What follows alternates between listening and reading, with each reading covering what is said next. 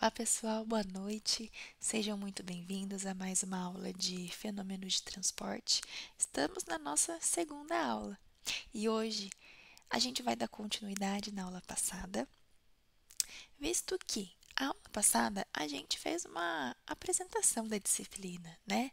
Mostrei para vocês a importância de fenômenos de transporte, a importância de fenômenos de transporte para a engenharia, para a formação de vocês. Vimos como é que a gente lida com o fenômeno de transporte na prática, a importância dela, né, a aplicação dela na prática do dia a dia de vocês. Vimos que fenômenos de transporte é composto por mecânica dos fluidos, transferência de calor e transferência de massa, e falamos bem brevemente de cada uma delas. Na aula de hoje, nessa segunda aula, nós vamos dividir essa aula em duas etapas. A primeira etapa, a gente vai falar um pouquinho sobre análise dimensional, dimensões e unidades. Vamos falar um pouquinho sobre isso. Já dei um pequeno spoiler na aula passada, né? Falei um pouquinho sobre a importância da análise dimensional, até a gente resolver um exercício utilizando isso. Mas hoje a gente vai falar com calma sobre o assunto. E na segunda parte da aula, a gente vai falar sobre mecânica dos fluidos. A gente vai começar a falar um pouquinho sobre mecânica dos fluidos. É claro que tem muita coisa a ser vista, a gente vai ficar trabalhando por várias semanas com mecânica dos fluidos devido à extensão de conteúdo, mas hoje é o pontapé inicial. É uma introdução à mecânica dos fluidos. A gente vai falar sobre principais conceitos dessa, dessa parte de fenômenos de transporte, ok? Então vamos lá. Falando um pouquinho sobre dimensões e unidades e análise dimensional. Bom, professora, tá, análise dimensional. A gente vai falar sobre dimensões? Isso mesmo. O que são dimensões? Quais são as principais dimensões que a gente trabalha? Olha, a gente tem as dimensões primárias e as dimensões secundárias. Dimensões primárias, como o próprio nome já diz, são as primárias. Não tem nenhuma dimensão mais simples, não tem nenhuma dimensão anterior a essa. São as primárias, as primeiras dimensões que a gente consegue trabalhar, tá? Quais são elas? Dimensão de massa, dimensão de comprimento e dimensão de tempo. Massa, comprimento e tempo, M, L e T. O que é importante? É importante que todas as equações e todas as fórmulas que a gente for trabalhar nessa disciplina e em todas devem ter dimensões consistentes. O que significa isso? Significa que cada termo de uma equação, de uma fórmula, e obviamente ambos os membros da equação devem ser reduzíveis às mesmas dimensões. Como assim? Vamos dar um exemplo aqui. Aqui eu tenho uma somatória de 25 kJ com 7 kJ por quilograma. Aqui vocês já conseguem reparar que eu tenho uma somatória de unidades diferentes. Aqui eu estou somando 25 kJ com kJ por quilograma. Será que eu posso somar isso? Ou seja, será que essa soma está correta? A gente vai ver que não. Olha o que está escrito aqui, ó. Cada termo em uma equação deve ter as mesmas dimensões, ou seja, tudo que eu for somar ou diminuir, lógico, deve ter as mesmas dimensões e na prática, né, deve ter as mesmas unidades. Então eu não posso somar quilojoule com quilojoule por quilograma, porque isso aqui é uma medida de energia, quilojoule, e isso aqui é uma medida de energia específica, vamos dizer assim, né? Energia por massa. São coisas completamente diferentes. Então, eu só posso somar coisas iguais. Só posso somar termos ali com dimensões iguais. É como se eu falasse assim para vocês: olha, hoje de manhã eu corri 5 quilômetros e à tarde eu corri mais 10 quilômetros. No total das contas aqui, no total do meu dia, eu corri 15 quilômetros, 5 quilômetros mais 10. Beleza, consegui somar essas duas coisas. Tenho dimensões e unidades iguais. Agora, se eu falar para vocês assim, olha, de manhã eu corri 5 quilômetros e à tarde tive mais 10 segundos. Professora, como é que você vai somar isso aí? Não tem como. Não tem como você somar a distância percorrida com o tempo. Tem como? Não tem como. Estou somando coisas completamente diferentes. Então, é como se eu somasse arroz e abóbora. Tem como eu somar? Não. Tem como eu somar arroz com arroz, abóbora com abóbora. Entenderam? Beleza. Então, além de cada um desses termos em uma soma ter dimensões iguais, ter unidades iguais, o que isso vai me acarretar? Se eu estou somando dimensões iguais, o que está desse lado da igualdade, que é a resposta dessa somatória, obviamente, tem a mesma dimensão do que está aqui. Então, qual que seria o jeito certo de reescrever tudo isso? Seria energia é igual a 25 kJ mais 7 kJ. Agora sim eu consigo somar porque eu tenho dimensões iguais. 25 com 7, 32 kJ. Então, retomando aqui, além das dimensões, né, e consequentemente as unidades serem iguais, o resultado que eu vou ter aqui tem a mesma dimensão que cada termo aqui da equação, tá bem? Continuando. Seguinte, pessoal, aqui nesse slide nós temos duas tabelas bem importantes. Precisa decorar? Não precisa decorar. Basta apenas aprender a utilizar essas duas tabelas, tá? A primeira tabela é uma tabela de dimensões e unidades. Nessa tabela aqui, o que nós temos de interessante? Nós temos as três dimensões primárias que nós acabamos de ver: comprimento, massa e tempo. E nós temos as dimensões que a gente chama de secundária. Todas essas aqui. O que são essas dimensões secundárias? São dimensões que são derivadas de funções primárias, tá? Então, como eu disse, essas três são a base de todas as outras grandezas que a gente vai ver.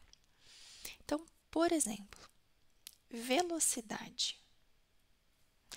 Velocidade, se vocês lembrarem lá da física, como que a gente calcula a velocidade? É distância percorrida por tempo.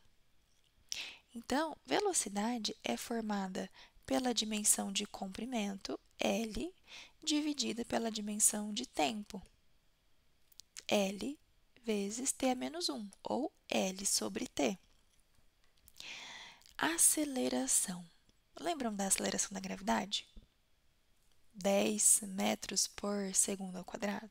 Então, a aceleração ela é dada pela dimensão de comprimento sobre dimensão de tempo ao quadrado, né? Metro por segundo ao quadrado. Força. Como é que é definida força de acordo com a física? É massa vezes a aceleração, as leis de Newton, lembra? Massa é uma dimensão primária, então m. A aceleração a gente acabou de deduzir aqui, Lt elevado a menos 2. E assim vai. A gente pode pegar a definição de cada uma delas e trabalhar com as respectivas dimensões. Percebam que, ó, tudo que tem aqui, todas as dimensões, elas são formadas a partir dessas três: comprimento, massa e tempo, ok? E para cada dimensão, nós temos uma unidade respectiva. A mais conhecida é o Sistema Internacional, o sistema mais conhecido, né, que a gente vai trabalhar é o Sistema Internacional de Unidades. Então, para o SI, por exemplo, a unidade de comprimento é metro, a unidade de massa é quilograma, a unidade de tempo é segundo.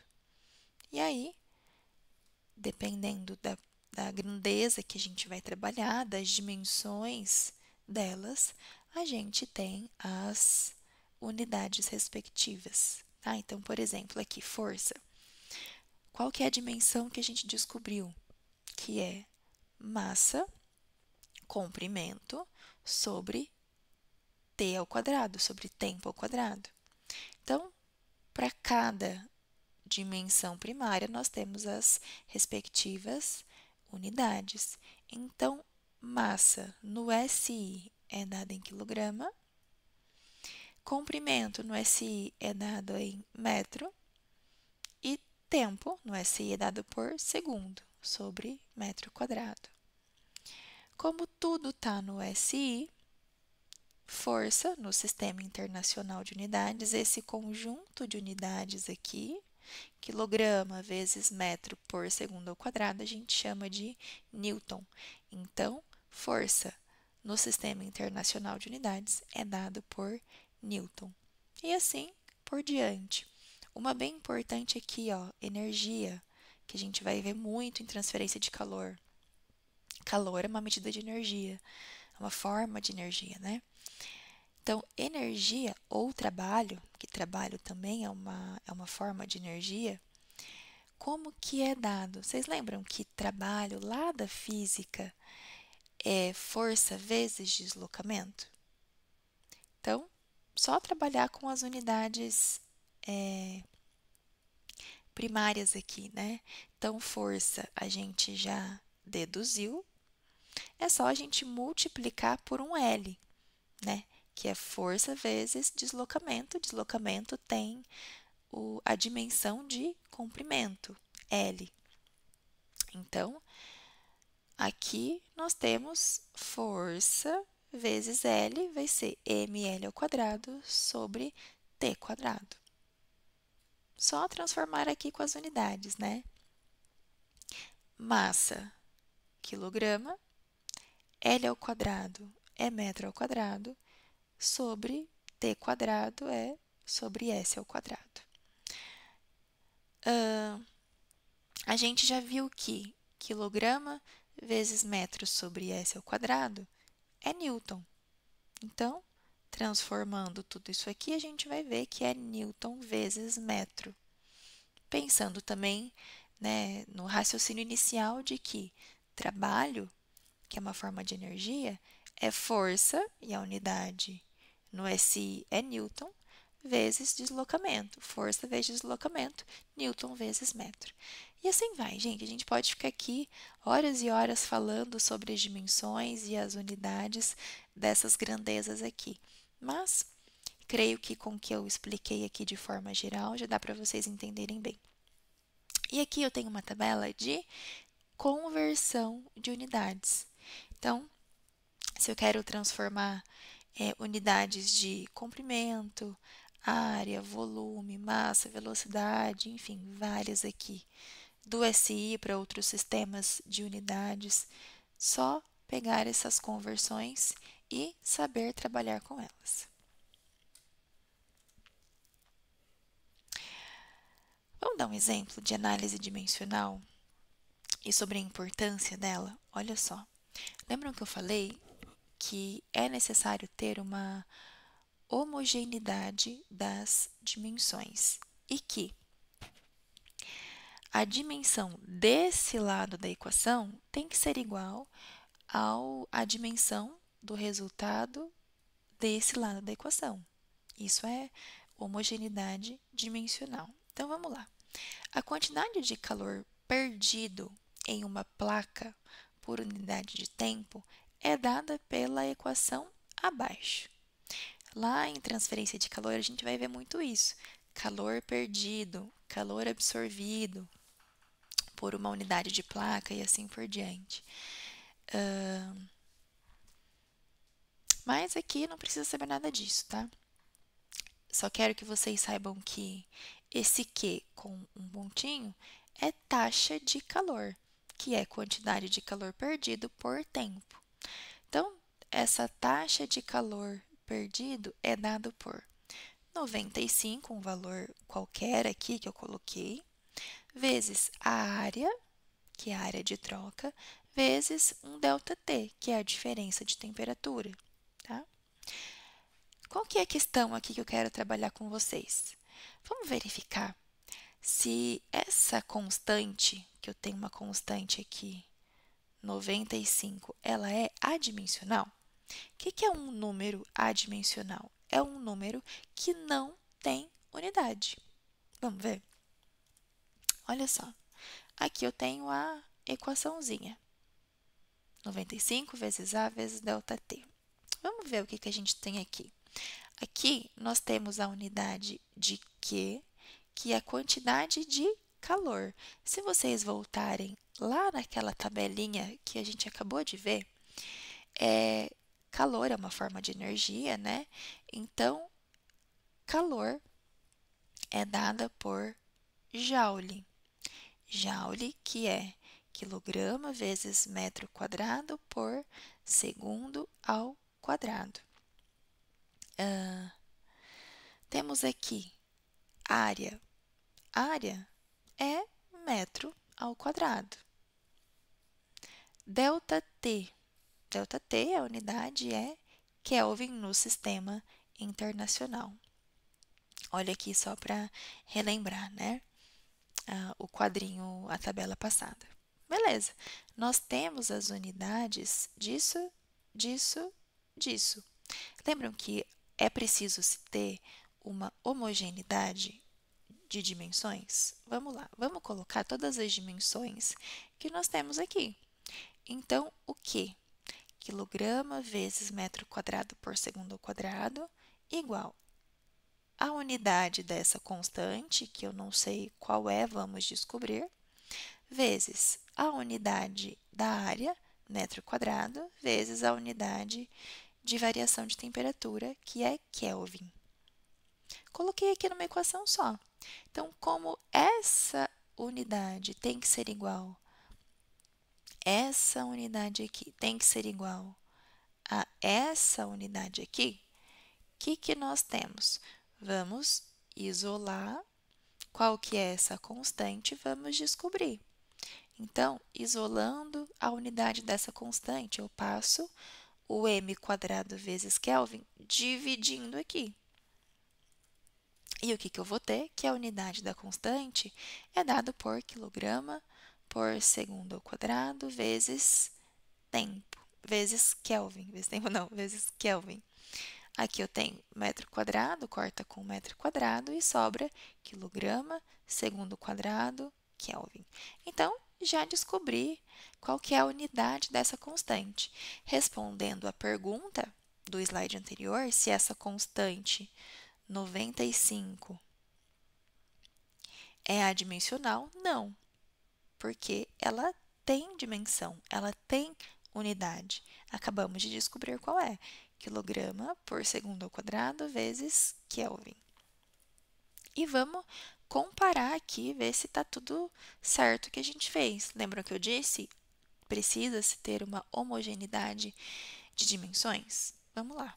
Aqui eu tenho a equação que a gente está trabalhando e vamos colocar as unidades de todas elas para ver se as unidades desse lado da equação é igual às unidades desse lado da equação.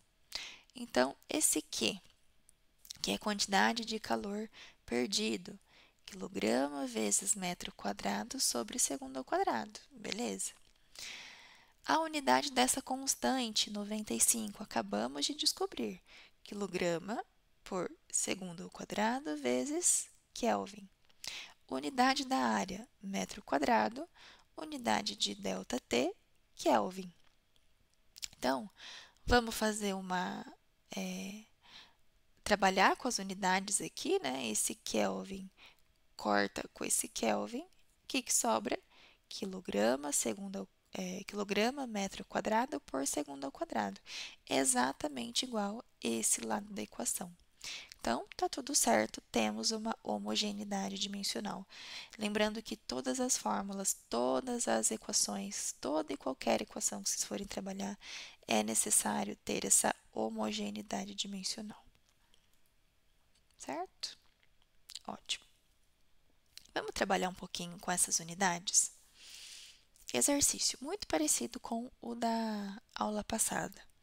A gente vai resolver um exercício utilizando apenas essa análise de dimensões, análise dimensional. O exercício diz assim: um reservatório possui capacidade para armazenar 9.000 kg de óleo, cuja densidade é de 900 kg por metro cúbico. Determine o volume de óleo dentro do tanque em sua capacidade máxima. Então, nós temos a massa de óleo, temos a densidade e queremos saber o volume ocupado, o volume desse óleo dentro do tanque, em sua capacidade máxima. Então, o que nós temos aqui? Ó? Se a gente pensar, volume é o que a gente quer saber nesse exercício. O volume tem que dimensão? Tem dimensão de comprimento elevado ao cubo, ou seja, a unidade é metro cúbico.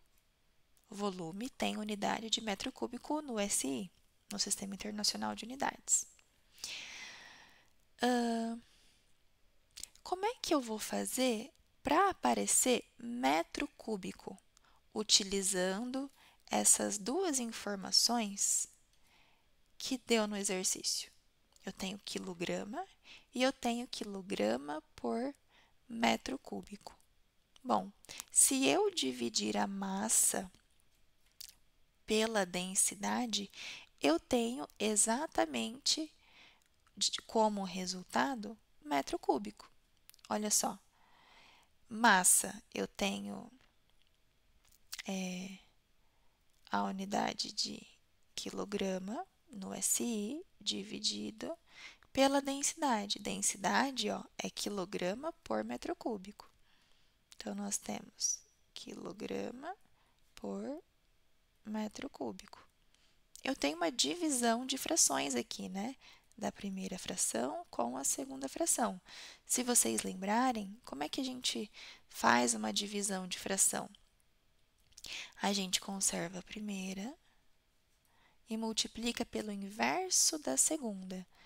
O inverso da segunda é metro cúbico por quilograma. Quilograma corta com quilograma, aqui que vai me sobrar metro cúbico. Exatamente a unidade de volume. Então, apenas com análise das dimensões, análise das unidades aqui, eu descobri que para eu achar o volume, basta eu dividir massa pela densidade. Sem precisar decorar fórmula, sem precisar decorar nada, apenas pela análise das dimensões aqui. Deixa eu apagar para não confundir vocês. Beleza. Apenas com isso aqui, eu já conseguiria resolver o exercício. Mas posso trabalhar com unidades além disso, que para mim é uma maneira um pouquinho mais fácil, tá? Como é que a gente vai trabalhar? O que eu quero descobrir é o volume, tá? Volume de óleo dentro do tanque. Vamos trabalhar com as unidades, com os valores que a gente tem. Então, primeira coisa, eu tenho 9.000 kg de óleo, escrevi aqui, e vou trabalhar cancelando as unidades, tá?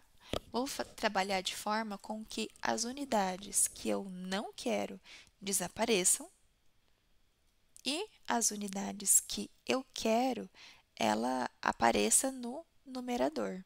Então, por exemplo, aqui eu tenho 9.000 quilogramas de óleo e eu preciso cancelar essa unidade aqui, ó, que é quilograma de óleo, que é quilograma. Para eu cancelar, para eu cortar, eu preciso colocar quilograma de óleo no denominador, para que eu cancele. Quilograma de óleo dividido por quilograma de óleo, corta, corta, né? E sobra apenas aqui o meu numerador. Então, eu sei que para cada 900 quilogramas de óleo, eu tenho em 1 metro cúbico. Então, eu coloquei essa informação aqui na forma de fração. 900 quilogramas de óleo para cada metro cúbico, para 1 metro cúbico. Por que eu coloquei dessa forma? De novo, porque eu quero cancelar as unidades. Se eu quero cancelar quilograma de óleo, eu preciso colocar aqui embaixo quilograma de óleo para eu cancelar, tá? E olha só, apareceu no numerador, que é o que eu quero, metro cúbico. Fazendo essa conta aqui, que é uma simples multiplicação, numerador com numerador, denominador com denominador, eu vou ter 10 metros cúbicos de óleo. Então, 9.000 dividido por 900, 10. Quilograma de óleo cancelou com quilograma de óleo, o que sobrou? Só no numerador, metro cúbico de óleo, que é o volume.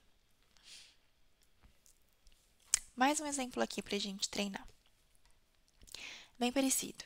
Um reservatório possui capacidade para armazenar 9.000 kg de óleo, cuja densidade é 900 kg por metro cúbico. Sabendo que o reservatório demorou 100 minutos para encher, determine a vazão volumétrica de alimentação do tanque. O que nós temos aqui? Tudo que o exercício deu, todos os dados do exercício. Então, eu tenho a massa, tenho a densidade, tenho o tempo que encheu e quero saber a vazão volumétrica.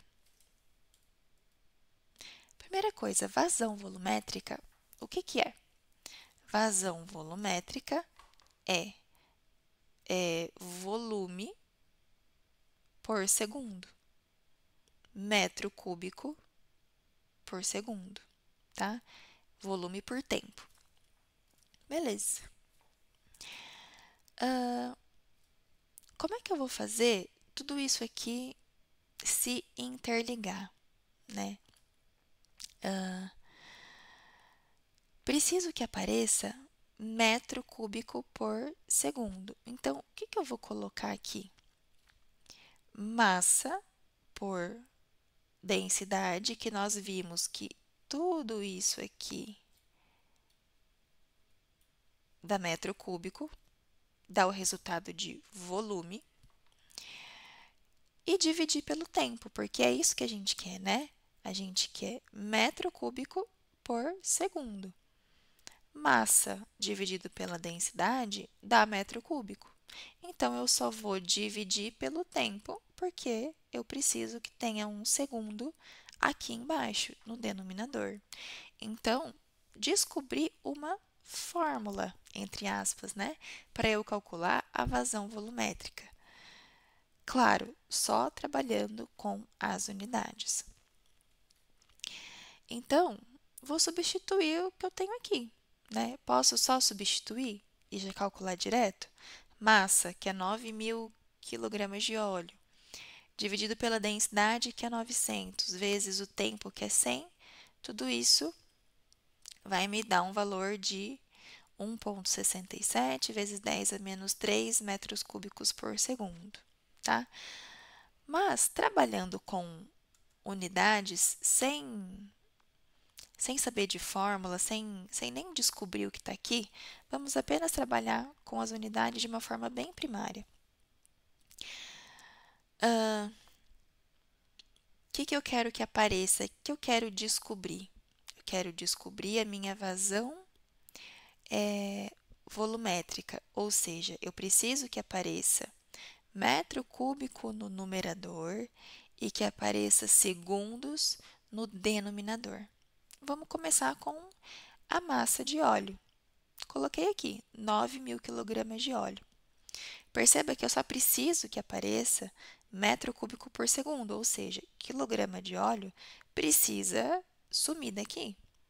E a maneira de fazer com que essa unidade suma, desapareça, seja cortada, é colocando quilograma de óleo no denominador também.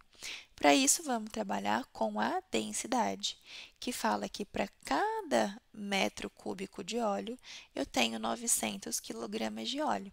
É isso que essa informação me dá. 900 kg para cada metro cúbico. Beleza. Cortei já quilograma de óleo com quilograma de óleo. Apareceu metro cúbico de óleo lá no numerador. É isso que eu quero. Vou manter aqui. O que eu preciso que apareça? Segundo aqui no denominador. Então, eu vou dividir pelo tempo. Que tempo? 100 minutos. Então, o minuto, o tempo, precisa aparecer no denominador. Então, por isso que eu coloquei 1 sobre 100 minutos. Só que está em minutos que eu quero, professora? Não, o que eu quero está em segundo. Então, vamos trabalhar de novo com as unidades para converter minuto para segundo. Então, aqui, ó, eu preciso que esse minuto desapareça e apareça segundos. Então, eu vou trabalhar com minuto aqui no numerador, para que seja cortado com minuto no denominador, e apareça segundos no denominador aqui, tá? Então, para cada 1 minuto, eu tenho 60 segundos. E assim, eu consegui fazer com que metro cúbico apareça no numerador e segundos no denominador. Então, quilograma de óleo cortou com quilograma de óleo, minuto cortou com minuto, e aí eu multiplico só os números que temos aqui, né? 9.000 vezes 1 vezes 1 vezes 1, dividido por 900 vezes 100 vezes 60. E eu coloco a unidade que sobrou, né? Unidade resultante de todas essas contas matemáticas. 1,67 vezes 10 a menos 3, o que sobrou? Metro cúbico de óleo por segundo. Gente, é claro que pode ser um pouco complicado à primeira vista. Apresentei para vocês agora as dimensões e unidades, algumas formas de se trabalhar com elas. O que eu preciso que vocês façam com essas informações? Pratiquem, tá? É preciso praticar, é preciso fazer vários exercícios, tá? No livro de vocês tem alguns. Se vocês quiserem, né, qualquer dúvida que vocês tiverem, conversem com o professor mediador, que a gente vai ajudar. Mas é preciso praticar, é preciso tentar fazer para que vocês realmente entendam o conceito por trás de tudo que foi explicado aqui. Tá bem? Beleza, tudo certo? Fechamos essa primeira parte da aula. Nessa segunda parte da aula, a gente vai começar a falar de fenômenos de transporte propriamente dito. A gente vai começar a falar sobre mecânica dos fluidos. Então, só retomando. Fenômenos de transporte é composto pela mecânica dos fluidos, transferência de calor e transferência de massa. Hoje, nós vamos começar a falar sobre mecânica dos fluidos. Uma breve introdução, né, gente? Porque hoje é só a primeira aula. Então, mecânica. Na parte da mecânica dos fluidos, a gente vai estudar estática e dinâmica. Já é o próprio nome, a gente já consegue identificar o que a gente vai estudar, né, gente? Estática é algo parado, ou seja, o fluido em repouso. E dinâmica é algo em movimento. Nós vamos estudar aqui o fluido em movimento. Então, a mecânica dos fluidos, ela é dividida em estática dos fluidos, estudo do fluido parado, com a dinâmica dos fluidos, o estudo do fluido em movimento. A junção disso tudo, de estática mais dinâmica, né, mais fluidos e sólidos, porque vocês vão ver que em mecânica dos fluidos nós vamos estudar fluidos, mas sempre com algum sólido envolvido ali, tá? Nessa aula de hoje a gente já vai ver isso. Então, tudo isso, toda essa mistura é o resultado dessa parte dessa disciplina, né? Que é mecânica dos fluidos, ok? Beleza. Vamos estudar primeiro o que é um fluido? Beleza, professor, a gente vai estudar mecânica dos fluidos. Mas o que é um fluido? Vamos começar do começo? Vamos. Fluido, gente, é qualquer substância que é capaz de fluir. Essa é a definição mais simples que eu posso dar para vocês, mais simplificada. É qualquer substância que é capaz de fluir. É aquela substância que é capaz de, quando colocado em algum recipiente, assumir a forma daquele recipiente. Então, por exemplo, se eu tenho um tanque e coloco um sólido qualquer, dentro daquele tanque. O sólido, ele vai assumir a forma daquele tanque? Ou seja, se o tanque é um tanque cilíndrico, o sólido, ele vai se transformar em um sólido cilíndrico? Não, ele só vai continuar com o formato que ele tem. Agora, se eu colocar um líquido dentro desse tanque, o líquido que eu tenho ali, ele não vai assumir a forma daquele tanque? Com certeza. Se eu colocar um gás ali dentro, o gás, ele não vai assumir a forma daquele tanque? Com certeza. Então, quando a gente fala em fluido, é qualquer substância que é capaz de fluir, de assumir a forma daquele recipiente quando colocado dentro dele. E de um modo mais prático, quais são essas substâncias? Basicamente, substâncias no estado líquido e no estado gasoso, tá? Então, aqui eu tenho a junção das moléculas de um sólido, de um líquido e de um gás. Percebam que o sólido, as moléculas estão mais juntas, estão presas ali, né? Devido às forças intermoleculares. Já no líquido, as moléculas estão um pouco mais espaçadas e nos gases as moléculas já estão bem dispersas, né? Vamos falar um pouquinho sobre as propriedades desses fluidos. Nós já entendemos o que é um fluido e agora a gente vai começar a entender um pouco sobre as propriedades desses fluidos. Para que a gente consiga entender bem, vamos dar um exemplo aqui? Vamos considerar uma bola de gude.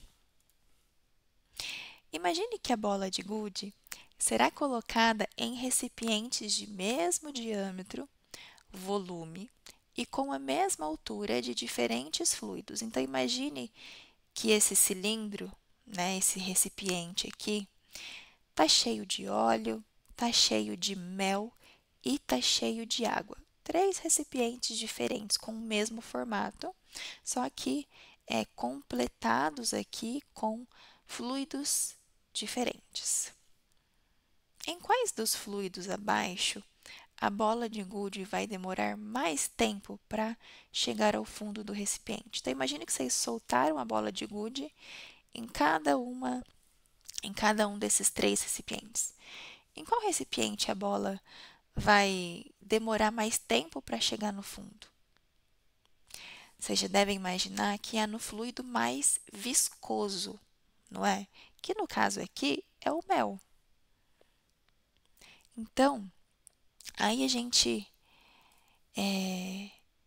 começa a conversar um pouquinho sobre uma propriedade chamada viscosidade. Então, olha só, para compreender essa interação entre sólido e fluido, porque aqui nada mais é do que uma interação entre o sólido, que é a bola de gude, e esses fluidos aqui, óleo, mel e água.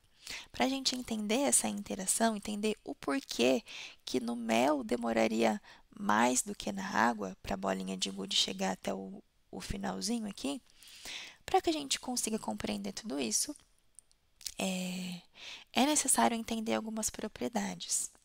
As propriedades de um fluido devem ser compreendidas de forma a descrever essas características de interação. E a primeira propriedade, como vocês devem imaginar, é a tal da viscosidade.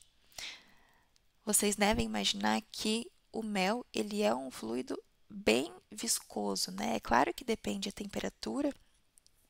Se a gente deixar o mel no calorzão, ele vai ter uma propriedade menos viscosa, né? Parece que ele fica mais líquido ali. Quanto mais frio está o ambiente, mais viscoso fica aquele mel. Vamos falar um pouquinho dessa viscosidade. Quando um fluido ele se move em direção a um sólido, ou quando dois fluidos se movem em relação ao outro, desenvolve-se uma força de atrito na superfície de contato em direção oposta ao movimento. Então, olha o que está escrito aqui. Aqui está falando do contato entre um sólido e um fluido, e é justamente sobre o nosso exemplo, né? O sólido, que é a bolinha de gude, em contato com o fluido. Esse fluido, né, tanto o óleo quanto o mel, quanto a água, eles têm um atrito com a bola de gude e como se eles estivessem impedindo o movimento da bola de gude, né? Quanto mais viscoso é esse fluido, mais parece que impede mais com que essa bola de gude desça, né? Graças a essa força de atrito que é contrária ao movimento. Se essa viscosidade impede com que a bolinha de gude desça, quer dizer que ela exerce, que esse fluido exerce uma força ao contrária, que é uma força de atrito, né, que é oposta ao movimento, impedindo que essa bola de gude desça até o final. Toda força de atrito a gente logo pensa assim, né, que é uma força contrária ao movimento. Quanto mais atrito, mais difícil vai ser o movimento de fluidez. Para dar um exemplo aqui, a gente vai trabalhar com baralho. A gente vai fazer um paralelo, uma comparação com esse movimento aqui, com as cartas do baralho, com um experimento de mecânica dos fluidos que tem um experimento aqui, ó, que é um experimento de o escoamento de um fluido entre duas placas, tá? Então, aqui eu tenho duas placas paralelas. Essa placa tá com esses rajadinhos aqui, porque ela é uma placa fixa, ela não se move, ela não tem velocidade, não se movimenta. Essa placa aqui, ela vai se movimentar nesse sentido, tá? Uma coisa importante, aqui eu tenho um eixo que mostra que essa direção aqui para cima é o eixo Y. Já vocês vão entender o porquê disso e o porquê isso é importante. Então, tá bom. Então, eu tenho duas placas com um fluido aqui dentro. A princípio, essas placas estão paradas, tá? A partir de um certo momento, essa placa de cima começa a se movimentar, começa a ir nessa direção. E o que que acontece? Acontece que o fluido que está aqui, que antes estava paradinho também, junto com as placas, ele também começa a se movimentar no sentido, né, no mesmo sentido da placa. Aqui a gente vai entender a condição de não escorregamento. O que que é isso? Quer dizer que o fluido, as camadas do fluido, vai adquirir a velocidade do sólido que ele está em contato. Então, essa camada de fluido, que é a camada mais próxima, que é a camada em contato com essa placa de cima, vai adquirir a velocidade da placa. Se a placa está se movendo com uma velocidade V0, essa primeira camadinha de fluido também vai se mover a uma velocidade V0. Beleza. Lembra que eu falei? A condição de não escorregamento é que as camadas do fluido elas vão adquirir a velocidade do sólido que elas estão em contato. Então, se essa primeira camada está em contato com essa placa, ela vai adquirir a velocidade dessa placa. E essa última camada de fluido que está em contato com essa placa, se ela está parada, essa última camada aqui vai ter velocidade zero, tá? Beleza. Se essa camada mais próxima dessa placa tem uma velocidade V0, que é a velocidade inicial aqui da placa, devido aos atritos, né, as tensões que existem entre as camadas, percebam que a velocidade de cada camada aqui vai diminuindo. Olha só, essas setas que vocês enxergam é a velocidade da camada do fluido, de cada camadinha do fluido, tá? Então, essa primeira, V0, essa segunda, chamei de V um pouquinho menor devido aos atritos que temos, devido às tensões que nós temos entre essas camadas de moléculas, né, de fluido. Depois, chamei essa velocidade de V1, que é um pouco menor, V2, que é um pouco menor, e vai diminuindo, vai diminuindo, vai diminuindo essa velocidade, né, de cada camada até chegar na velocidade zero, que é a velocidade da última camada que está em contato com essa placa parada, ok? Então, aqui, ó, isso que a gente viu é um diagrama de velocidades. Ele vai mostrar para cada camada de fluido qual que é a velocidade. Conforme eu vou aumentando em direção ao y, né, ao eixo y, percebam que a velocidade vai aumentando sempre nesse sentido, sempre no sentido de movimento da placa, ok? Então, é o que eu disse, a velocidade V1 é maior que a velocidade V2, porque ela está aqui em cima, tá? Consequentemente, V é maior que V1 e assim por diante, tá certo? Por que que eu coloquei o exemplo do baralho? Porque é o exemplo do baralho. O que que acontece quando nós pegamos um baralho e arrastamos ele? Eu trouxe até um baralho aqui para vocês verem. O que que acontece quando eu faço esse experimento? Ó, aqui eu tenho uma placa parada, que é como se fosse minha mão. Tenho aqui o meu fluido e tenho essa minha mão, que é a placa em movimento, que é a placa de cima. O que acontece se eu começar com essa placa de cima a movimentar nessa direção? Olha só, parece que eu tenho várias camadas de fluido, né? Como se cada carta dessa fosse cada camada de fluido. Então, olha só o que que aconteceu. A carta que está mais próximo da minha mão de baixo, que é a placa parada, ela se manteve no mesmo lugar, ou seja, a velocidade dela foi zero, porque ela assumiu a velocidade da minha mão, da placa inferior, tá? E o que aconteceu com essa última placa aqui, que é a placa que está em contato com essa minha mão que deslizou? Ela adquiriu a velocidade dessa minha mão que deslizou, da placa superior, tá? É o mesmo exemplo. Creio que com esse exemplo vocês conseguem entender bem certinho, tá? Quem tiver baralho, faz esse experimento, esse exemplo aí, que vocês vão entender bem, certo? Continuando aqui, ó.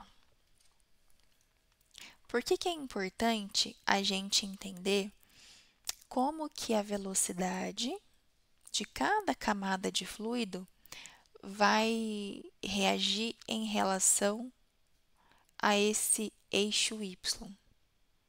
Porque a gente vai ver que a viscosidade, ela depende dessa variação de velocidade com a variação desse eixo, tá? Então, aqui, ó, quanto mais a gente caminha em relação ao y positivo, mais a velocidade aumenta, tá?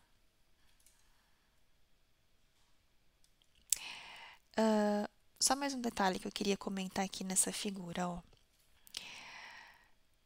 Lembra que eu disse que a camada mais próxima dessa placa admite a velocidade da placa. E conforme a gente vai tendo as camadas de fluido aqui mais internas, nós temos como se fosse um atrito entre elas, né? Impedindo mesmo essa condição de fluidez, como se fosse um impedimento do fluido escoar, das camadas de fluido escoar. Essa condição, como eu disse, né, como se fosse esse atrito impedindo essa fluidez, a gente chama de tensão de cisalhamento.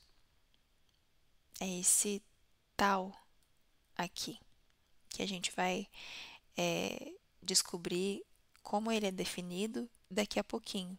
Então, percebam qual que é o sentido dessa tensão de cisalhamento.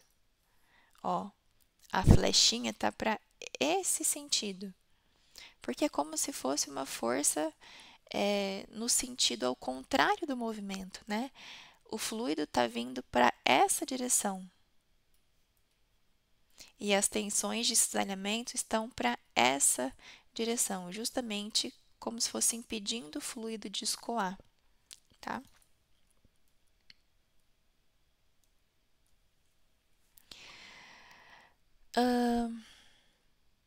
Esse contato entre as camadas de fluido gera uma tensão devido aos efeitos viscosos. Essa tensão é a tensão de cisalhamento, né?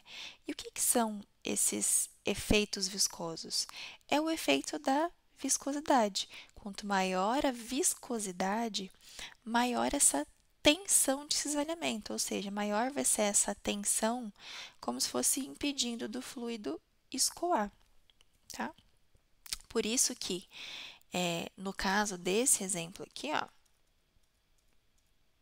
que é o exemplo inicial que nós comentamos, por isso que no fluido mais viscoso, que aqui é o mel, a bolinha de gude demora mais para chegar no finalzinho aqui, demora mais para escoar, porque o mel, ele é um fluido com maior viscosidade, né?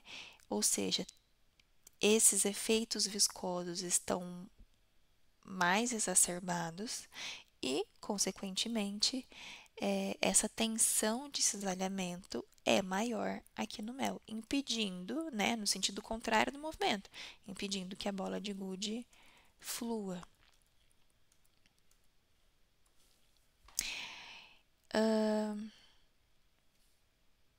aqui, analisando, gente, isso aqui é uma análise de forças, tá?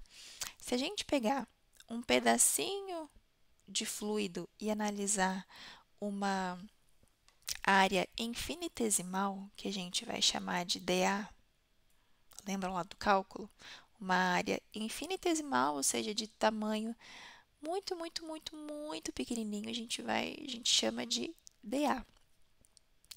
Quais que são as forças que estão atuantes nessa área aqui de fluido? Então, nós temos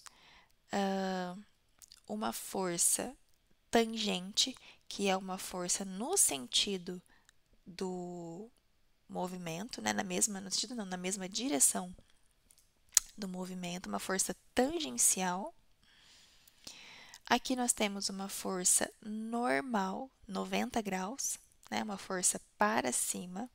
E, lógico, nós temos uma força resultante dessas duas forças aqui, tá? Então, a força resultante da tensão normal, que é essa aqui para cima, e da tensão de cisalhamento, que é essa tangencial, é chamada de força de contato gerado entre as partículas de fluido. Então, força normal é uma força normal ao movimento, né? Uma força para cima, 90 graus. E a tensão de cisalhamento, que é o que a gente acabou de ver, que é na mesma direção do escoamento, né? Ela é tangente à superfície, justamente porque ela é na mesma direção do escoamento. E um detalhe, se o fluido está em repouso, que a gente vai ver, né? A gente vai estudar o fluido em repouso também.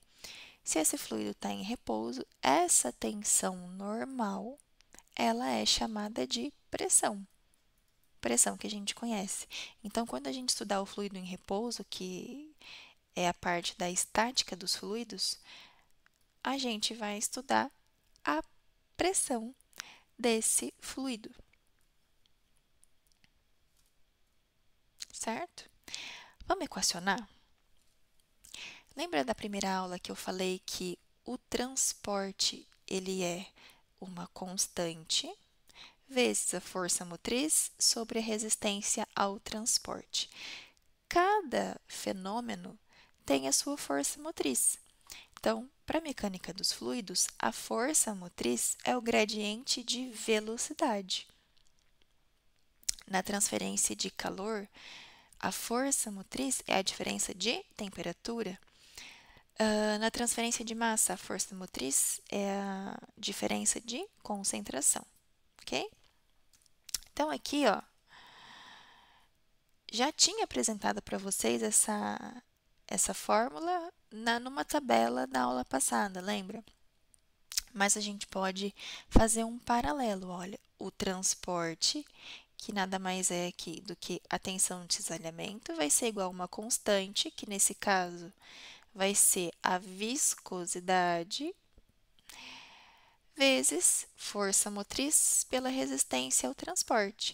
Força motriz pela resistência ao transporte é a derivada da velocidade pela direção y. Essa aqui é a chamada lei de Newton da viscosidade, uma das leis mais importantes que vocês vão ver em mecânica dos fluidos, tá?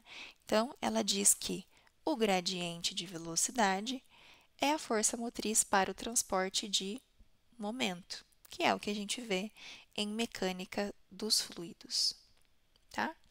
Lembrem que isso aqui é uma derivada. Derivada é a taxa de variação. Estão lembrado? Taxa de variação da velocidade com y, ou seja, como que a velocidade varia com o y de forma instantânea? A gente já viu aqui, ó, que conforme eu aumento, conforme eu caminho em direção ao y, a velocidade vai aumentando também, certo?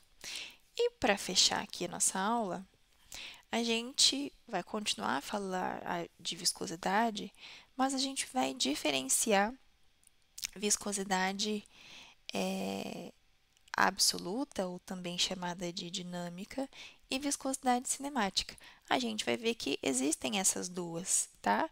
E a gente pode trabalhar com essas duas, elas só são definidas de uma forma diferente. Viscosidade absoluta, ou também chamada de dinâmica, é a viscosidade que a gente está acostumado a trabalhar. Quais são as unidades dessa viscosidade? É importante. Viscosidade, creio que está naquela tabelinha lá no início da aula, vocês podem trabalhar com mais calma, entender com mais calma depois. Mas, viscosidade, quais são as unidades no SI? Quilograma por metro vezes segundo. Isso aqui, se a gente for trabalhar, é Newton vezes segundo por metro quadrado. Então, só para registrar aqui, ó, o que é Newton? Newton é uma unidade de força, não é? Que é massa vezes aceleração. Então, é quilograma vezes metro por segundo ao quadrado. Tudo isso é Newton vezes segundo por metro quadrado. Então, aqui, segundo ao quadrado, corta aqui esse segundo aqui, fica segundo aqui embaixo. Quilograma não corta com ninguém, porque, né, tá sozinho aqui. Então, mantemos o quilograma no numerador. E metro corta com metro ao quadrado, sobra metro aqui embaixo. Então, comprovei que Newton vezes segundo por metro ao quadrado é a mesma coisa que quilograma sobre metro vezes segundo. É assim que vocês devem trabalhar sempre, tá? Beleza. Tudo isso aqui é Pascal por segundo. Pascal é medida de pressão. Pressão é igual a força sobre área. Então, Pascal é a unidade de pressão no SI, que deriva, né, de força e área. Força, a gente sabe que é Newton. Opa. Newton. E área, metro quadrado. Então, aqui, ó, deixa eu circular só esses para vocês. Então, pressão, que é força sobre área, é Newton por metro quadrado. Tudo isso daqui é a unidade de pressão. Pascal no SI. Então, é Pascal vezes segundo, que é o que está aqui.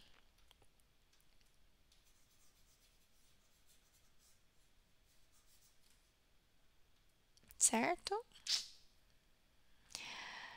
E Pascal vezes segundo, a gente tem uma igualdade, creio que lá na tabelinha das unidades vai ter, que é Pascal vezes segundo é igual a 10 poise. Poise é uma outra unidade, tá? Que vai ser igual a 1000 centipoise. Esse CP é centi e P de poise, centipoise. Geralmente, a gente utiliza essa unidade de viscosidade absoluta, ou também chamada de dinâmica, utilizando centipoise, tá? Então, é daqui que vem essa unidade. E, né, a viscosidade da água a uma dada temperatura, porque sim, como vocês já devem imaginar, a viscosidade varia com a temperatura, né? É igual a 1 centipoise, então é como se fosse uma referência aqui para nós. E viscosidade cinemática, para finalizar a nossa aula de hoje, é esse símbolo grego que parece um Vzinho, né? Mas não é um V, parece um V, como se fosse assim, ó.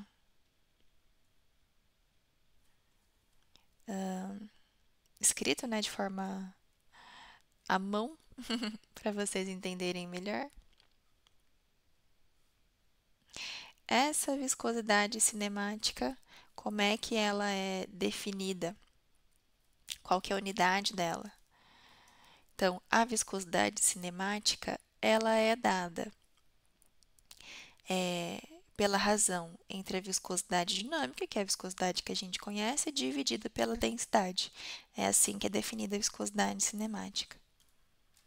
Então, se vocês forem trabalhar com as unidades, vocês vão ver que a viscosidade cinemática é dada por metro quadrado por segundo. E isso aqui é 1 vezes 10 a quarta Stokes. É muito comum a gente utilizar Stokes para viscosidade cinemática, tá? Mas nada mais é viscosidade cinemática do que a viscosidade dinâmica dividido pela densidade, ok? Gente, era isso que eu queria passar para vocês na aula de hoje. Qualquer dúvida que vocês tiverem, a gente vai estar aqui à disposição e até mais. Até a próxima aula.